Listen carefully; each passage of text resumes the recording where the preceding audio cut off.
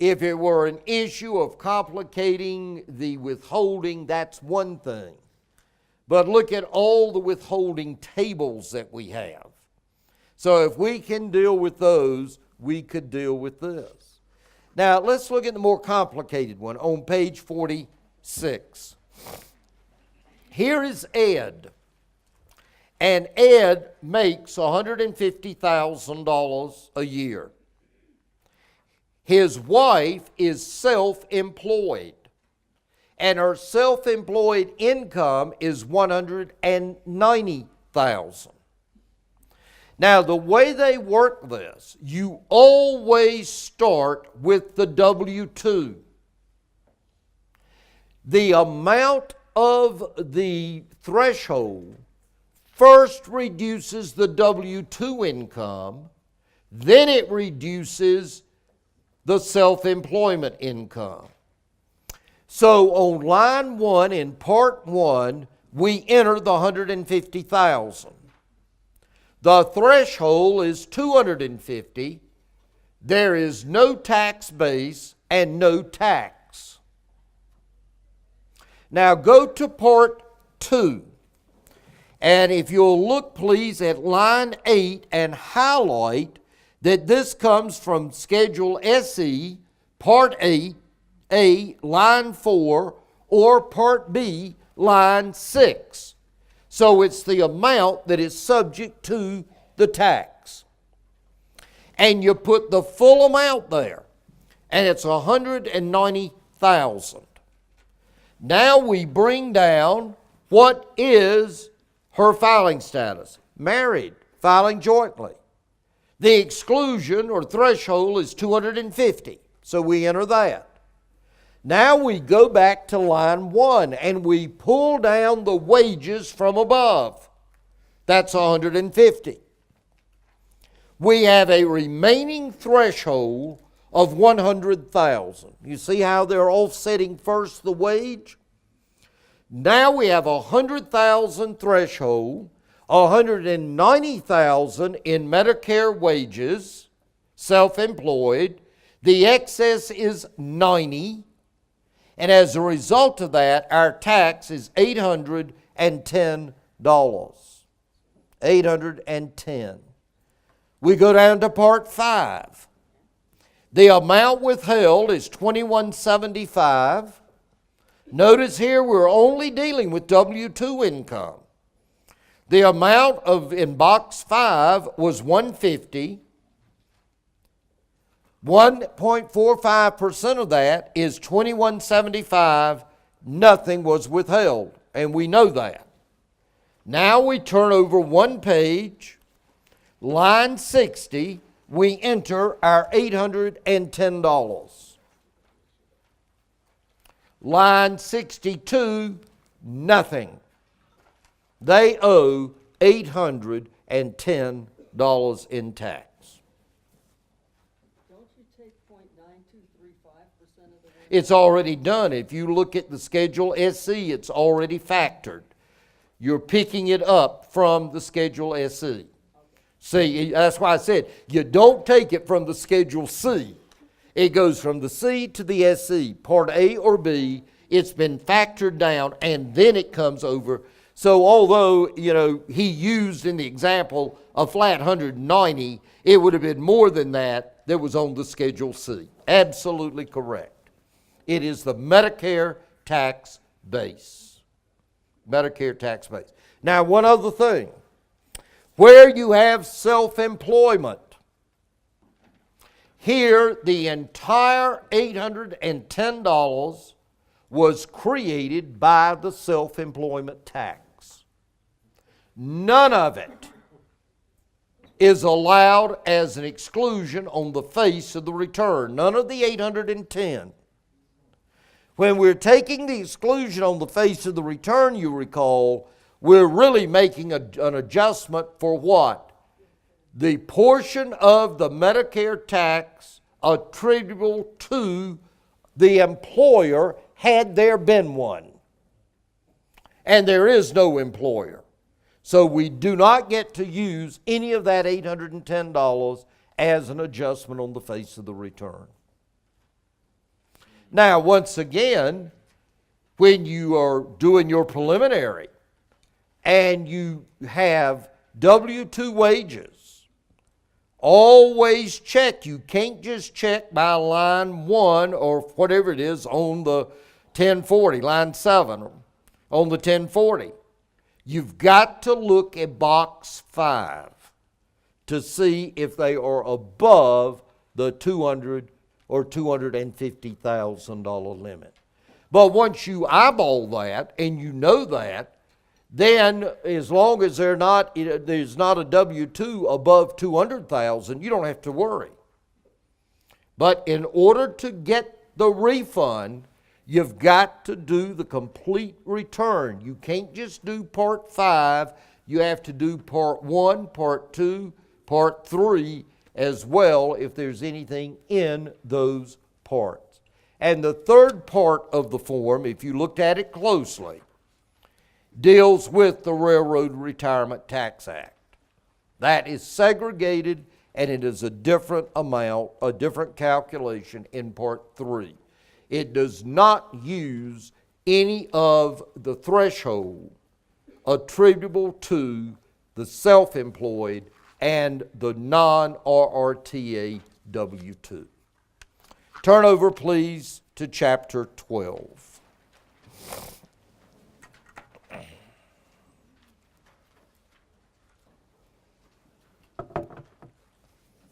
Everything I've read, every commentary, every article tells me that we've got a problem. And the problem that they keep referring to is the defining of net investment income. This you must consider in your mind as being a parallel income tax. We have a regular tax on the 1040. We have an AMT tax. It's only 1 page, or 2 now, and it picks up from the 1040, but it has its own set of rules. This additional net investment income tax, one form, but it has its own set of rules. And to show you how complicated they are, last week, or the weekend before, it has not yet been published in the Federal Register, but they released the final regulations. They comprised 217 pages. And many of them they didn't complete. There's still going to be more to come as we get into this. This is, for many of our clients, going to be difficult. For us, certainly. And I caution us, each and every one. Now, I look out over this august body, and I see people that are kind of like me. I'll put it bluntly, we're old. We started out doing tax returns with a pencil. Guys, you and I used to have an affair with the eraser. Remember her name, Pink Pearl? Remember how we would get a tax return and we'd have to go somewhere, a filing cabinet or something, and we'd have to go through drawer after drawer, pulling out the paper forms we were going to have to use. And heaven help us if we made a mistake. And all of mine came at the very beginning, which meant we were erasing and recalculating throughout the entire return. Now, I don't want to go back to that. But I'll give you some advice. If you hire anyone and you hire them to do taxes, you give them a return and make them do it by hand, and you're going to find out very quickly how much tax law they really know and understand. You see, to us, screen 8, field 34 doesn't mean anything except we probably can't find it without our bifocals. But we know how everything in the form, in the complete return, how it all flows through.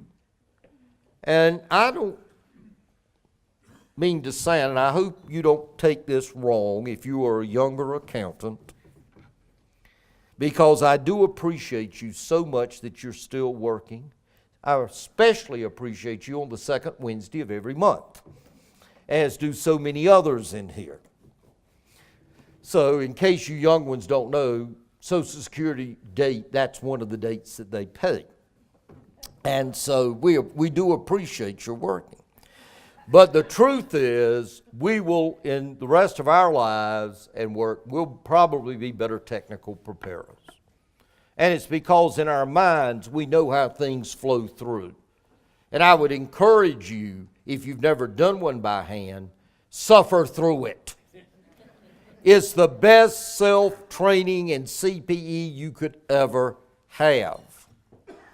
And so, having said that, I would tell all of us and urge all of us, don't rely on your tax package for this until you know how it works and that it is working properly.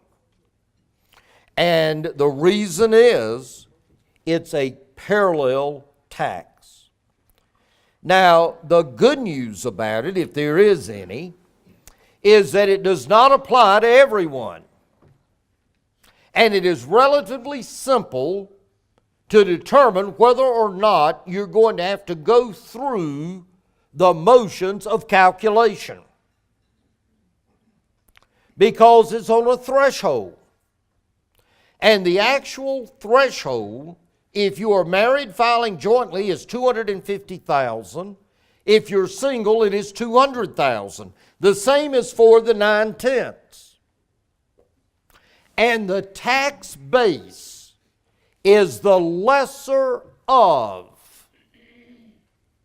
the excess of modified adjusted gross income over the threshold, or the amount of the net investment income. Accordingly, if your modified AGI, and by definition, that is the adjusted gross income on the face of the return to which you have added any income excluded under the foreign income exclusion. So if you look at your AGI and it's a married couple and it's $212,000, you don't even have to calculate. They're not going to be subject to it. Now let's see how we can do this by eyeballing this part of it. Flip over, please, to page 12.2. Yesterday I did the single, so today let's do the married. You'll see the little example down at the bottom. Married taxpayer example. First column. The wages are $200,000. The net investment income is $40,000. The adjusted gross income is $240,000, and we're assuming no foreign income exclusion under 911B. Now, the AGI is less than the $250,000 threshold. They're not subject to it. They could have $1 million in net investment income, they pay nothing. Look at the second scenario. $260,000 in salary, $40,000 in net investment income, that's $300,000. The threshold is $250,000. They are in excess of the threshold by $50,000. But the tax base is the lesser of the excess of AGI over the threshold or the net investment income. The net investment income is $40,000. $40,000 is the tax base. Look at the third example. $225 in salary, $125 in investment income, a total of $350. The threshold is $250. They're in excess of that by $100. It's the lesser of the excess or the NII. It's $100, not $125. That will be their tax base.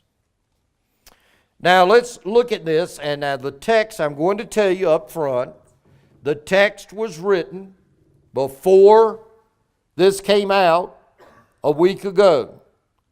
I will tell you the areas that have changed because it was based on the proposed regs, and there are a few changes. Item F, the net investment income tax is based on gross investment income less allocable deductions. Now, when you look at this, and in the literature it will say gross rents.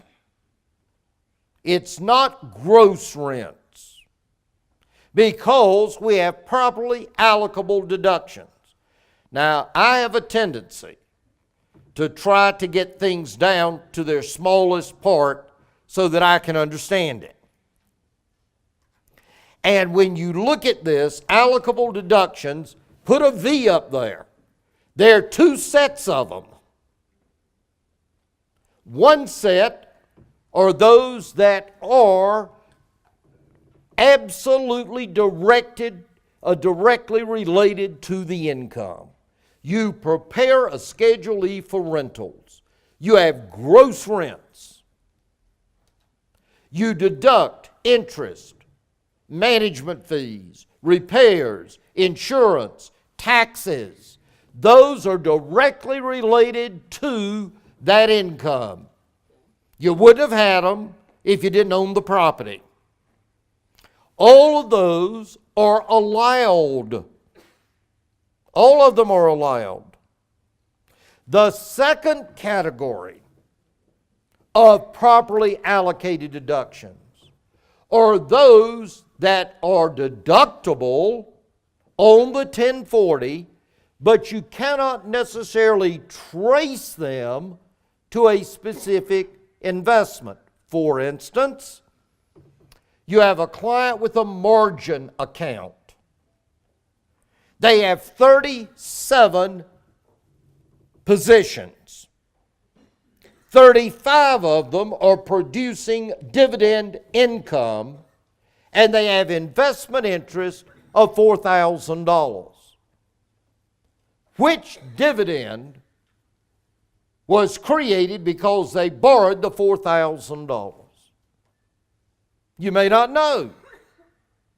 So it is indirect, and there are 3 of these that are allowed. And there's a special place on the form for them. You have investment interest expense. You have investment expenses. You know, when your client comes in, they bring you a list this long of all the things they subscribe to. I had one this year came in, and I was going down, and all of their subscriptions they claimed were investment related. TV Guide. And I said, well, TV Guide? Yes, I have to know when Jim Cramer's going to be on. And I said, you can't tell by the yelling? So we get those. And the third, state income tax. State income tax. You have dividend income. Dividend income is net investment. If you're in a state that taxes dividend income, you paid state income tax on it. So we're going to allocate part of the state income tax to it. Isn't this going to be fun? So when it says allocable deductions, even though they use the term gross, here's the best rule of thumb. The items that you will be dealing with in calculating this tax basis are items that appear in the 1040. If it's not in the 1040, you're not going to have it. It's that simple. Now, look what it includes: interest, dividends, royalties, annuities, rents. This is sometimes referred to as one little I. You know how in the tax law they'll put in parentheses, they'll have a statement, and in parentheses they'll have a little I, and the next one will be little 2I, the next one little 3I. Well, here are the three. And although they didn't do them this way in the text, that's what they were referred to in the literature. So here's one little I: income, interest, dividends, royalties, rents, and annuities. Then we have the second category, two little I: gross income derived from a passive activity, trade, or business. Well, what they're telling us is that if we do not materially participate, not only is that income passive, but it's investment.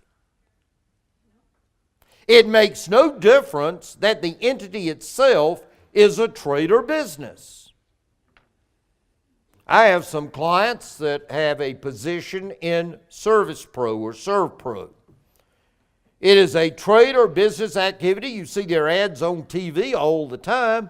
They're the ones that come in after a flood or after a fire and they clean up. It's a trade or business.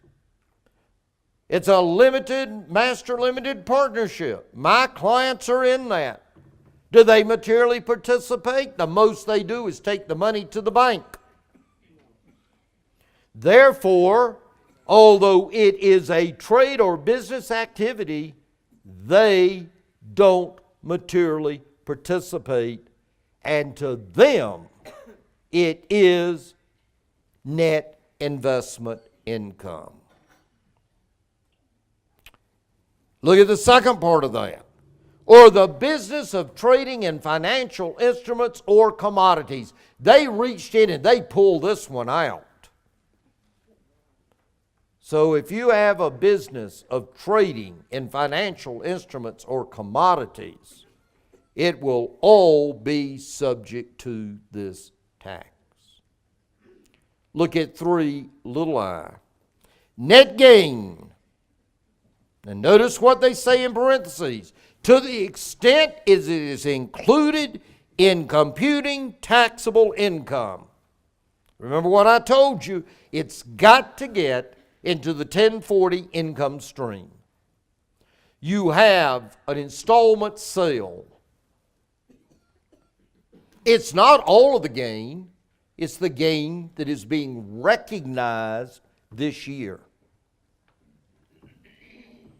Attributable to the disposition of property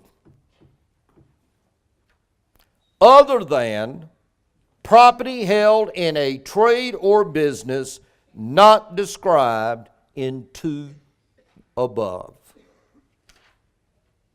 So my clients that are in this massive limited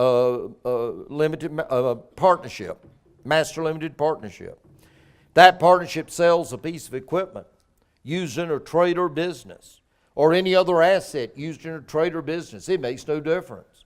My client does not materially participate. That gain is net investment income. Now look what's excluded: wages, self-employment income. Look at item 2. Active income in partnerships and S corporations. And make a note there, just put this: trade or business exception. We'll get to that in a moment. Any kind of distribution from a qualified retirement plan. That is not investment income, it's retirement income. Number 4, they left out a word.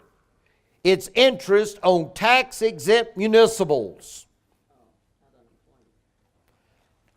unemployment insurance, and alimony. Those three types of income are not investment income. Social Security and retirement benefits. Social Security and retirement benefits. 6, the excluded gain from the sale of a principal residence. So if we can exclude it under 121, it's not investment income, but if we cannot exclude it under 121, it is. So you've had an office in the home.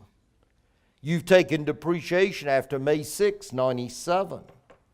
You now sell. No part of the exclusion can offset the gain attributable to that depreciation. That much of the gain is net investment income. And then any other items which are otherwise excludable. Now, how do we view this? We have to look at what they call the general exceptions. The first one at the very bottom of the page is the exception for self-employment income.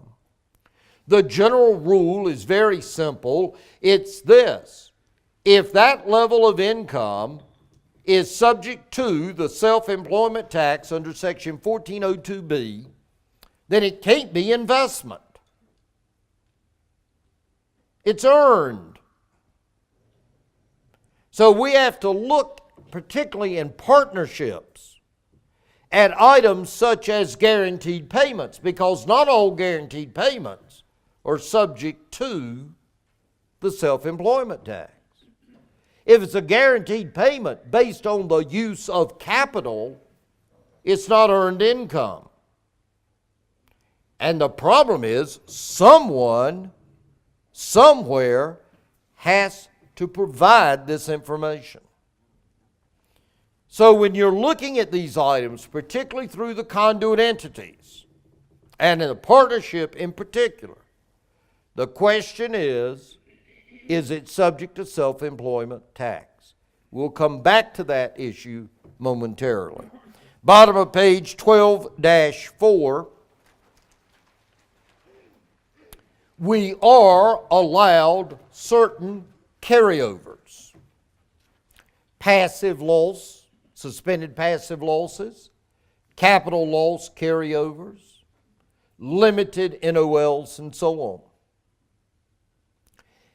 Items that are brought forward into 2013 from 2012 are all usable. That is, we get those carryovers, and they are allowed under the rules of the NII.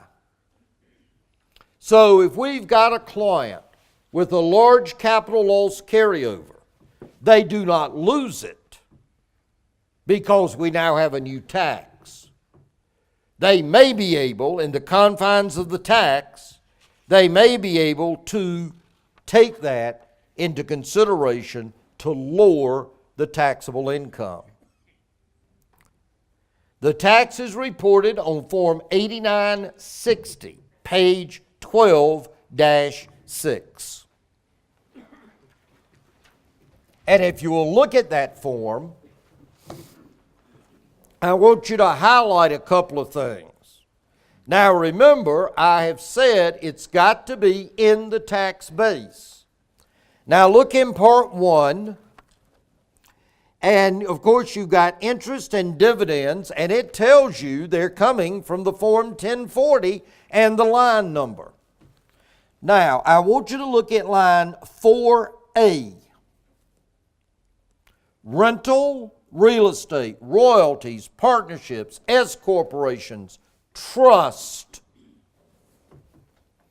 All right, the full amount on the front of the 1040 will go here. Look on the next line. There's the adjustment, 4B.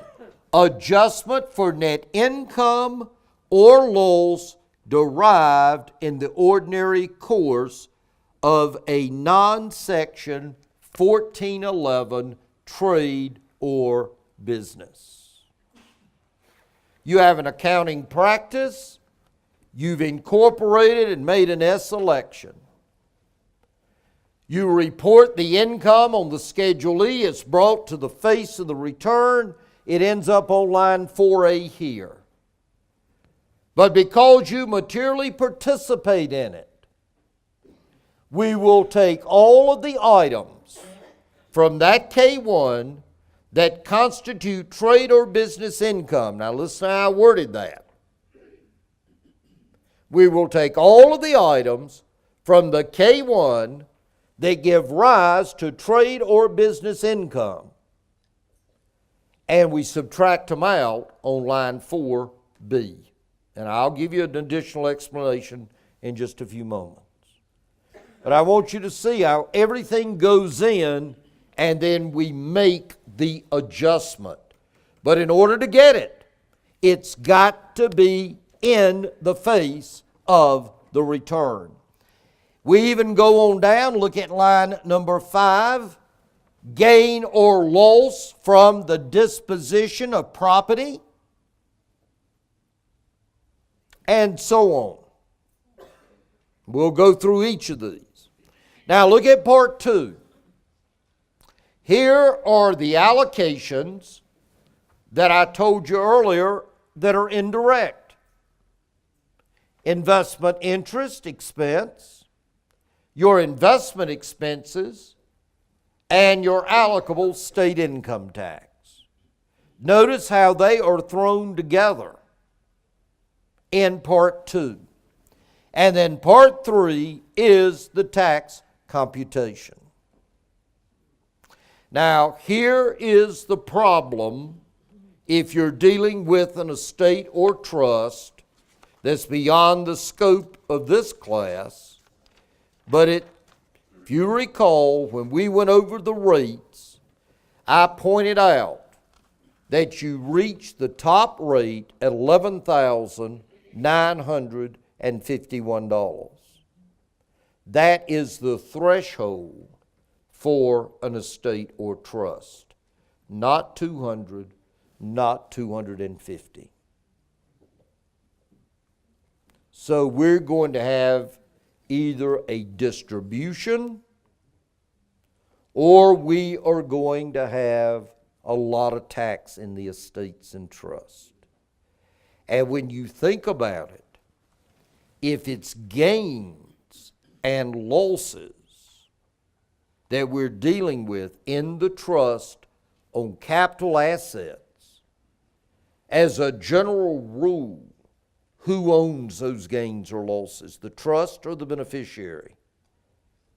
The trust. You can never pass out a capital loss till the very end. And so if you have a trust with substantial gains, you can't pass those out, that trust is going to be subject to this tax. And that's going to create a real problem. All right, turn to page 12:7, and let's talk about the trade or business exception. Now, I like, instead of going item by item in the book, I like to give you an analogy of what they're talking about. You have an accounting practice, and that accounting practice is either a partnership or it is an S corporation. They could have some older that are C's, but I don't think you'll find many of those now. The business of that accounting entity or practice is the rendering of services. You and I, in our own practices, I'm sure materially participate. No doubt. Because we materially participate, unlike investors who simply buy into an S or buy into a partnership, there they don't materially participate. There is no trade or business exception, and every single item on the K1 is net investment income or loss. But for us, because we materially participate, we can take advantage of what is termed the trade or business exception, meaning that any item of income or loss that appears on the K1, or in the case of a Schedule C, the amount of income on the Schedule C and the related income that might be on the 4797 if we sell assets, that income is exempt from the tax under the trade or business exception. But you may have items of income that, according to the IRS, do not give rise to a trade or business. For instance, several years ago, you had a little extra cash and you invested and bought 100 shares of stock in something. And now that stock is producing a dividend, and on your K1, you got $100 of dividends. You had a little extra cash, so you put it in a certificate of deposit. This year, your K1 has $1.47 of interest. It would be more, but you only had $200,000 to put in the CD.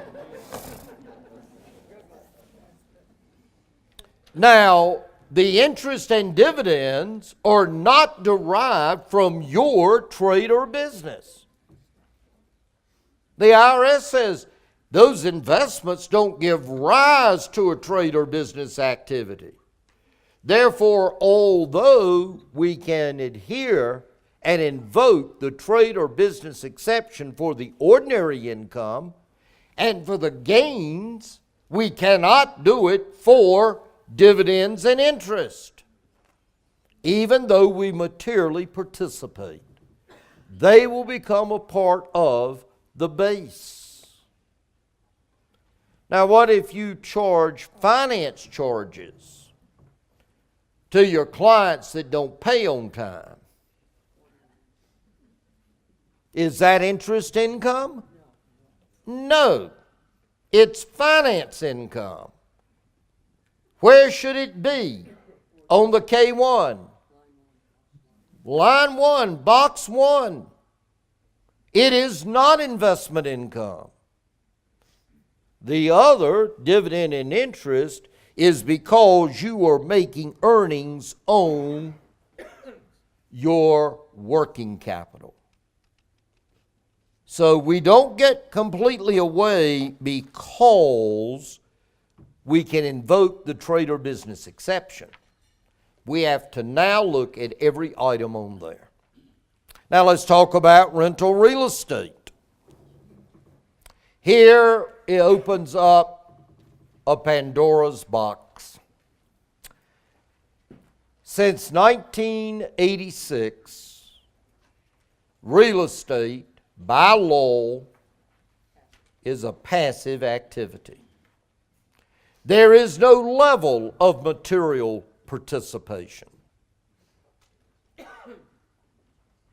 In fact, if I were an IRS agent and I were auditing one of your returns and it had a Schedule E, I may ask you this question. Under what authority on that Schedule E are you deducting expenses against the rental income? Cite the authority. What code section? I could ask you the same thing about a Schedule C. What would you tell me on the Schedule C?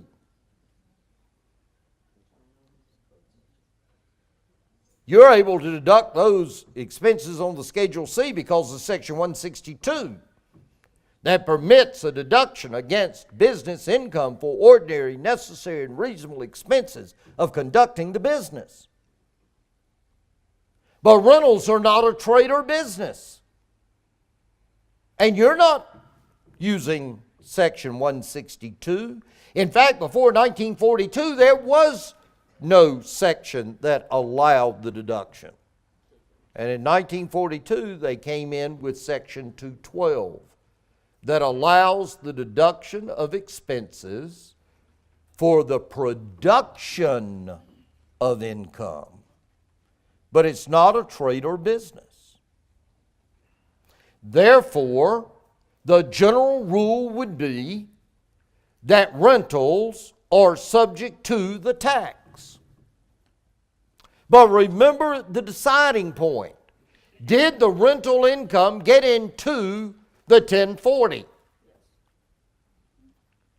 And that depends. Because we have all the carryovers before 2013 that are still valid. So in 2013 we have rental income. But we have suspended passive losses.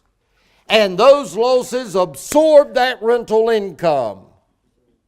It doesn't get into, when we come down on the Schedule E, we've got zero. So rents don't go in. If we have no passive losses, we've got income. And it goes in and it is part of the NII. Now, there are other things.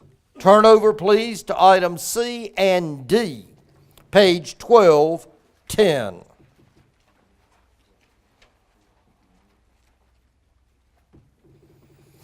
I want you to go to item D2, and in the margin, say this was revoked by the final regs. Just revoked by final regs. Let me tell you what they did.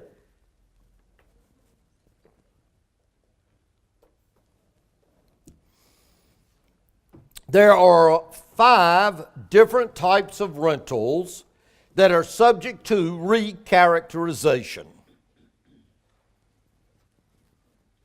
Being subject to recharacterization means that when we go from gross to net, if our net income is a loss, it's passive. But if it's income, it is non-passive, meaning we cannot carry it to the 8582. One of the most common things that you will find with this are all of us that have clients that own their own business. They also own the real estate. And their business is an S or a partnership or a C corporation, and they are renting the building. That's my case. I own the accounting practice. My wife and I own the building. The accounting practice is an S. We are renting the building to the accounting practice. It's a self-rental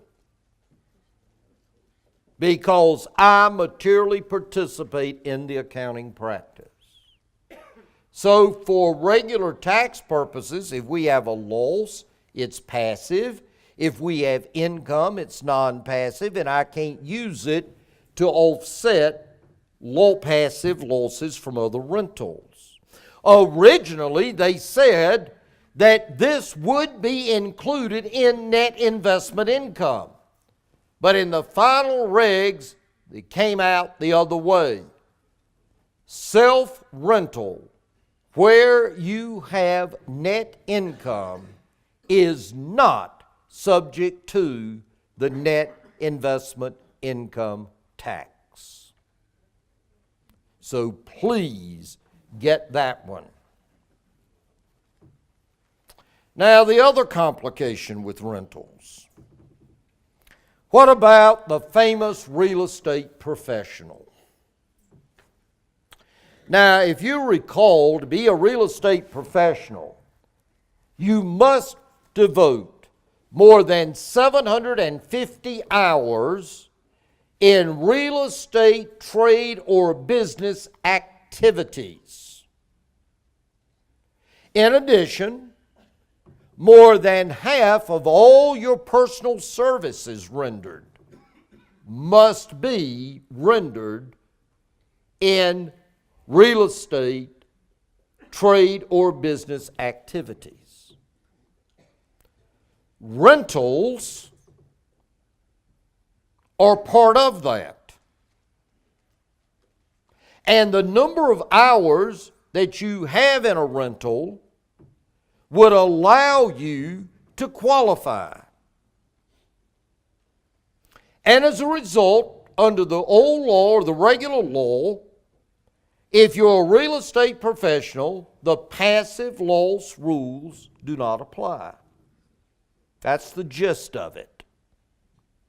And I guess I should say they don't apply in the majority of cases to cover us. But what about those rentals?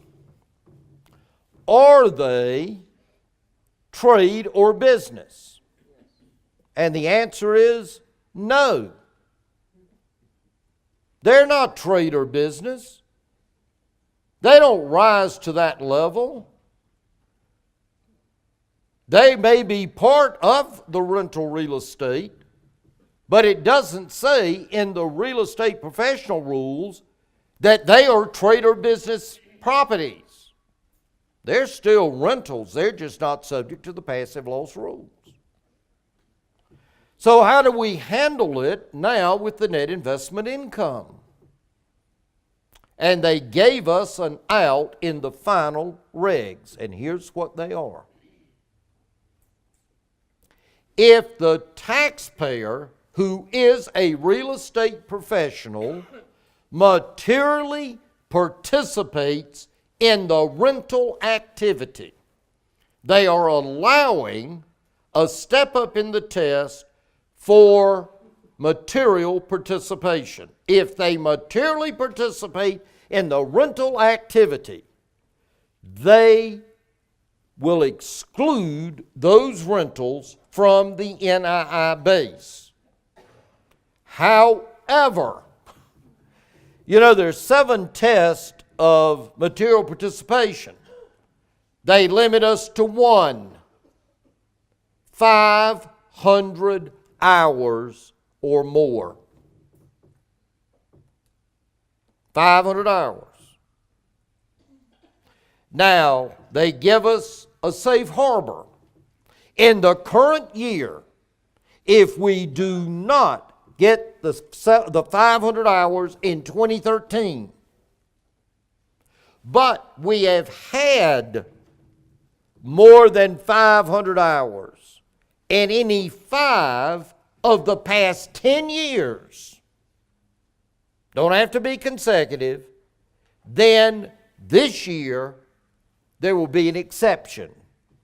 And that rental income, net rental income, will not be subject to the NII. Now that may be hard to do because you remember, when all this came in, we had to do what? We had to group. And if we had, let's assume that we've got 5 rentals. 2 of them are commercial and 3 of them are residential. And the original grouping grouped the 2 commercial and the 3 residential in 2 activities. Now we're called as a real estate professional because we have to do 500 hours in each activity, or more than 500 hours in 5 out of the last 10 years in each one under the final regs. But please turn to page 1212, item M. 1212, item M. It's a fresh start regrouping. Now, originally they said you could do this in 12 or 13. 13 or 14. But they've changed that, and here it is. in the first year that the taxpayer is subject to the NII tax, they may regroup their activities. They haven't told us how it has to be disclosed. That will probably be in the instructions that will come out around April the 1st for the 1040. But you can't voluntarily do it. If you're not subject to it, you can't do it. You must be subject, and it has to be done in the very first year. I'm so glad this information is so easy. Turn now over to page 1214. And now that we're here, Ruth has a word to say, and when we get back after break, then we're going to start and we'll get to go through the good stuff of how easy our capital gains and losses are going to be.